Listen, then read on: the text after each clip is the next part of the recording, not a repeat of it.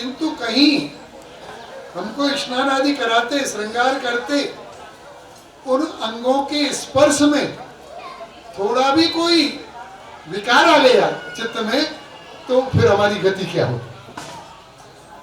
इसलिए पुरुषों के लिए तो स्वामी जी की स्पर्श आदि का विधान ही नहीं, प्राचीन का। अभी मर्यादा मार्ग के मंदिरों में ये सब लोग करते हैं पुजारी, हमारे यहाँ पुष्टि मार्ग के मंदिरों में आज भी नहीं। हमारे यहाँ तो कभी ऐसा होता है कि कोई स्त्री नहीं होती कभी मौजूद, तो उसी साड़ी के ऊपर दूसरी साड़ी धरा दी जाती है, वो स्नान नहीं कराया जाता उन दिनों में। भाई जीव का हृदय, मैंने जो कहा ना, हम सब जुड़े हुए हैं। जो हमारे हृदय की वासना है, वासना नहीं है केवल पक्ष को स्पर्श करना, तो ऐसा विकार आ गया चित्त में, वो कहाँ जाएगा, उसका कहाँ ठिकाना। तो अस्तु, इस बात को, ये सब बातें जो धर्म के मूल सिद्धांतों की हैं उनके ऊपर चर्चा करेंगे तो बहुत समय लग जाएगा। सेवा प्रकार का जो प्रकार है वो बहुत अलग है। तो ये किशोरी जी और ठाकुर जी तो एक ही है, किंतु अपनी लीलाओं को प्रकट करने के लिए, क्योंकि रमण तो एक से एक नहीं कर सकता, दूसरा चाहिए रमण के लिए। अकेला तो आदमी कैसे रमण करे। तो उस भगवद रसानंद की अभिव्यक्ति की जीव को अनुभूति कराने के लिए कि भगवद रस क्या है, इसके लिए आपने किशोरी जी को प्रकट किया, उस रस का अनुभव उन्हें किया अपने जीवन में। तो किशोरी जी का यहाँ विवाह हुआ, ऐसी कथा है।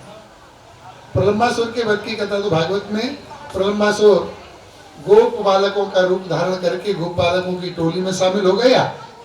गाय चल रही थी, बहुत गोप आते थे, वो भी गोप बन गए। भगवान ने पहचान लिया।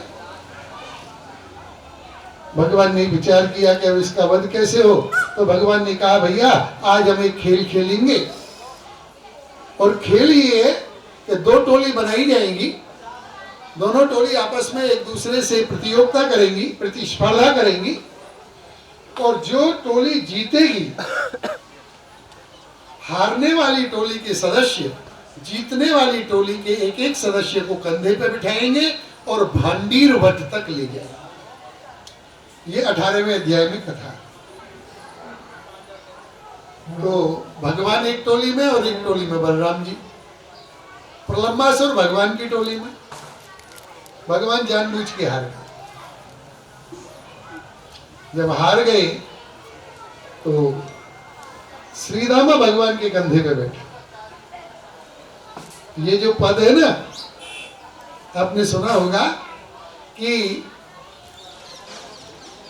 श्री रामा से भगवान ने कहा तू मेरे कंधे पे बैठेगा, मेरे पे।